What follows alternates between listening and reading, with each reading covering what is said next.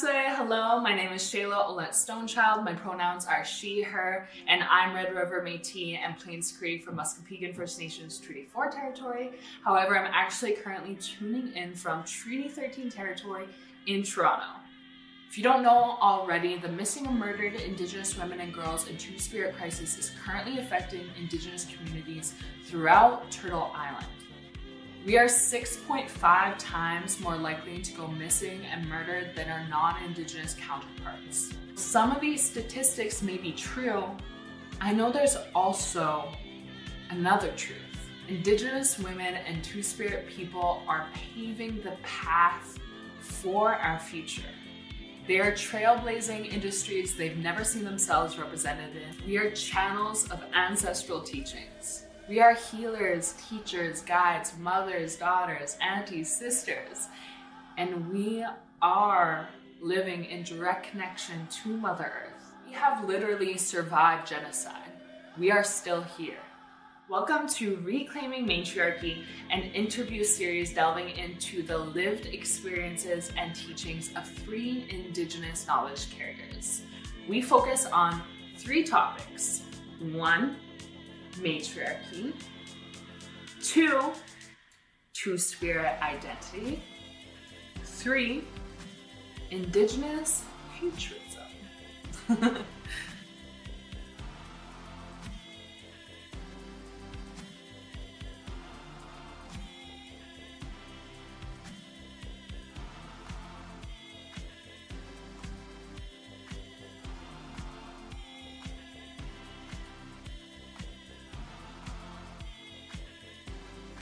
Hathsquile each tanoyap, toits tanat quien shaman, sis quien sna, on hath and squalowin. My traditional name is Toits Tanat, and Toits Tanat reflects the medicine gathering that I do in my life. So it technically means, like our languages are all about metaphors. So my name has the metaphor of traveling by canoe to gather medicine for all people. So I was told by my teachers and my elders that my name reflects the work I do through my life. I'm born in Cedar, outside of Nanaimo on Vancouver Island. My mom is born in Musqueam, outside of UBC in Vancouver, BC, and she's of White Owl clan. And my father was born in Musqueam also, and his family is the Eagle clan. Nitsigasan Lisa Shepherd, a Miskwachiwaskahiagan Ochinia, Mikadiniwakin, Katesi and Kwantlen Traditional Unceded Share Territory. So hello, my name's Lisa Shepherd, and I'm originally from Edmonton, but I now reside on the Traditional Unceded Share Territory of Katesi and Kwantlen First Nations. My dad is Métis, so I'm Métis very proudly and strongly Métis through my dad's side, and Italian through my mom's side. My mom immigrated here when she was 5 years old. So I'm a Maytalian. Never heard that word before. And there are so many amazing grandmothers in there too that were not written into history, but were vitally important. In your own language, how would you define matriarchy? In my own language, as a queer Two-Spirit individual, I would, I'm always looking to redefine this colonial language. So I would want to really share that I see it in a very non-binary way as matriarchs. However, if somebody identifies as a matriarch and they are working in the community in that way, what I would hope is that they're there to nurture, support, and in our language, we have a word, chun chun stwai, and chun chun stwai means to work together, to build. So we often say that when we're paddling in a canoe, because you can't just have one person paddle in the canoe. If you do, you're not going anywhere. And if you're not paddling together, you look like a dying caterpillar. But when you're paddling together and you're working together, you fly on the water. And there could be waves, there could be like sleet and rain and snow, but you'll soar through it. And so I think that's the big thing, the work for matriarchs is to cut through those waves and to cut through the pain of colonialism and to really encourage people to work together and to see things as a collective vision, not as an I, as a one, you know. Right. And because our communities aren't made of one person, they're made of many and very differing opinions. But for matriarchs, our hardest job is to help people work together and find harmony, and to find harmony within yourself, you know. And so those are teachings that you'll find on so many worldwide levels, but we can name it for ourselves. We can all name what that means to us. Yeah, I love the metaphor and the visualization of the canoe, because I think sometimes you don't realize how colonization has infiltrated the even psyche of your own mind to make you think that you're just an individual having like a human experience. And so matriarchy is coming back to that kinship and coming back to relating and supporting one another. I'm grateful you're doing this, because matriarchy is the umbilical cord of who we are. You can't self-appoint yourself. It's earned right from the umbilical, even before the womb. Your nation decides who you're going to be. And through the ancestry strength and work of who we are. And then we abide by the not only the living, but the mentorship of the deceased.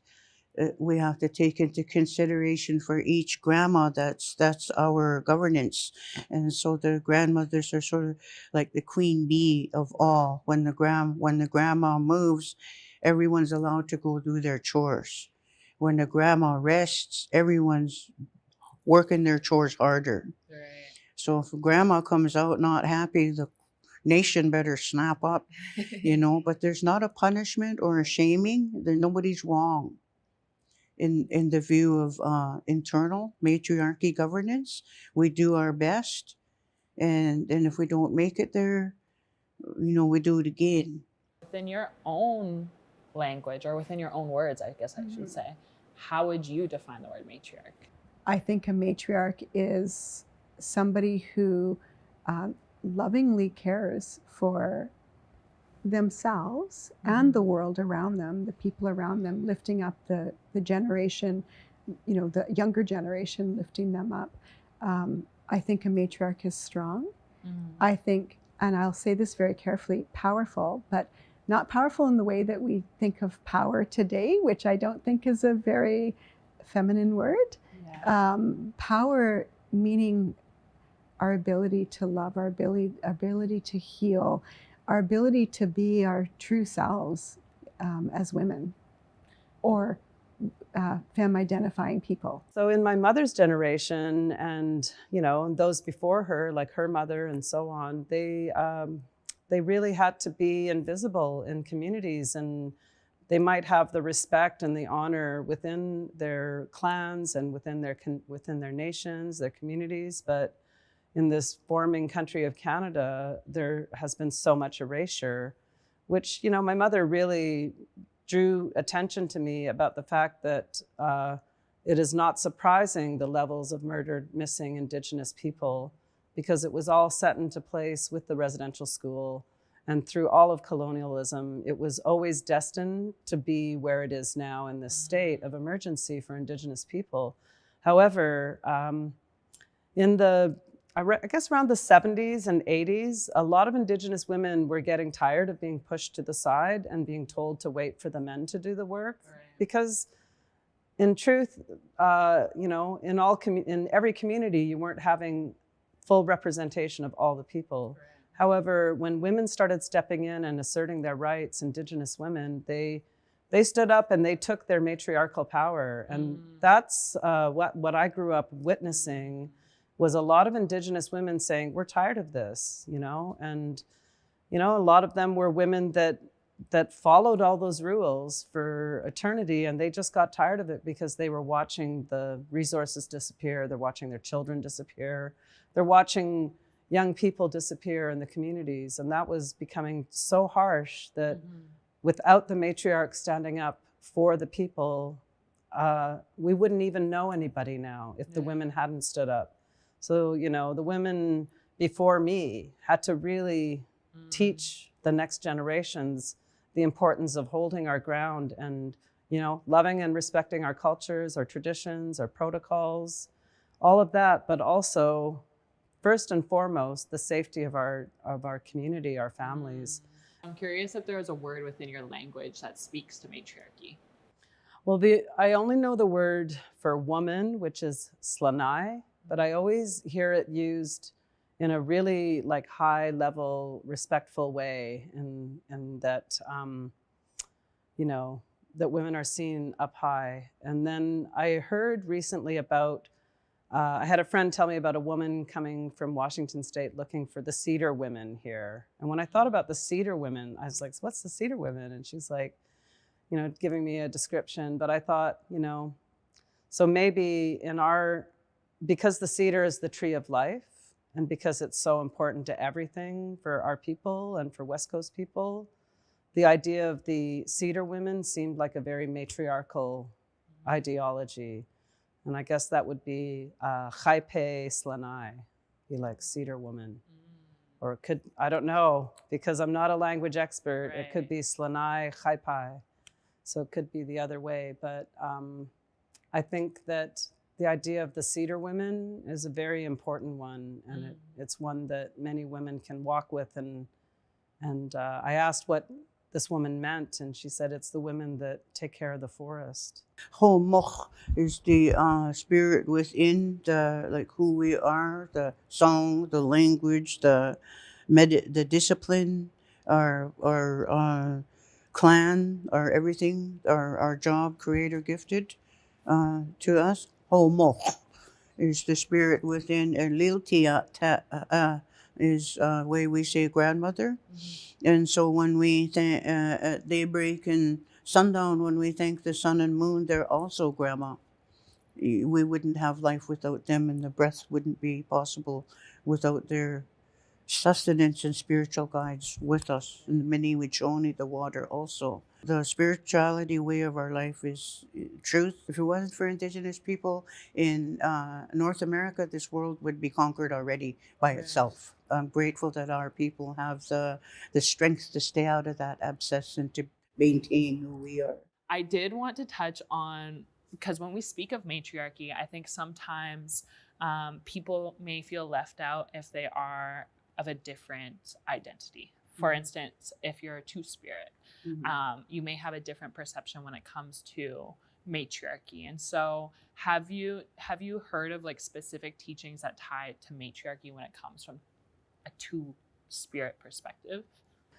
That's a really good question. And I think because we've lost so much that people aren't identifying that. There's still a lot of decolonialism happening with queer folks and two-spirit folks for sure. I identify as two-spirit, and I've had to really go out and look for teachers that I can align with. And so a lot of two-spirit youth, queer, non-binary youth come and ask me those questions. And I've tried to guide them toward people like Fabian Bond, who has really like been holding it down on the West Coast here and helping a lot of two-spirit people with sweat lodges and different teachings and drumming and singing. And I think, you know, I look at like that and I say, okay, in every community, we really all this is the work we have to do ahead of us. And we're just seeing like the danger of not recognizing two-spirit, queer, trans, non-binary, especially in youth. And we can't be saying to them, you just don't know any better till you're an adult. I mean, that's why in previous generations, you had people waiting till they were almost 80 sometimes to say, well, I'm actually not the gender I was born in. And so, and I've met so many open-minded people of different cultures that are really trying to recognize pronouns and really try to cut through that tape of their colonial mind and especially when you're older, trying to reconnect things. Like I've been actually teaching my mom about how to address trans and non-binary youth. We have sacred duties for two-spirited that no one else can do. On the daily lifespan of our governance, some mask dancers, we're mask dance people. And we're very similar to Arizona's Kachina dancers and Alaska's Kachina dancers, and in the Amazon. The traditional, ours are very similar, the longhouse here. And the two-spirited have place where while the daily tasks are going on, like the food delivery, the medicine delivery, the sustenance of, the rest, the preparations for everything. There's some things that the routine people cannot do, that is only the two-spirited people have that sacred ability to do. And they are very protected and guarded in the traditional sense. When you think of the word Indigenous futurism, what do you hope to see? I hope to see our people really know who they are and where they come from, and to stand in confidence with that, because I think that we're valuable, we should be valued. I think that that is our way back, not our way back, just Indigenous people, our way back in a big way, in the bigger way, because everything is very out of balance. We know that. We see that with our children and the amount of anxiety that they have in the state of the world, the amount of climate anxiety that they have. And the way back is by us all understanding who we are and what are our responsibilities. And whatever that means, that might mean something different to me than it does to you, but thinking about what are our responsibilities. And so I feel like I've gone kind of like in a circle a little bit with this, but it's all connected. Totally. Yeah.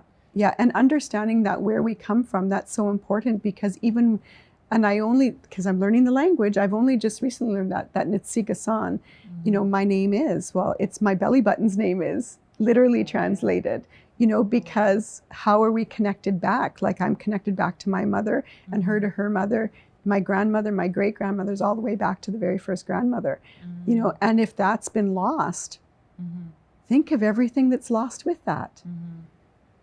It's very out of balance if that's lost. When you think of Indigenous futurism, what do you hope to see? What does that mean to you? Well, I've been really influenced by digital media makers like Loretta Todd, who's to me one of the top matriarchs in the media business for Indigenous people, at least here on the West Coast. And she's very influenced by Leroy Little Bear, and he says that we've always been futurist.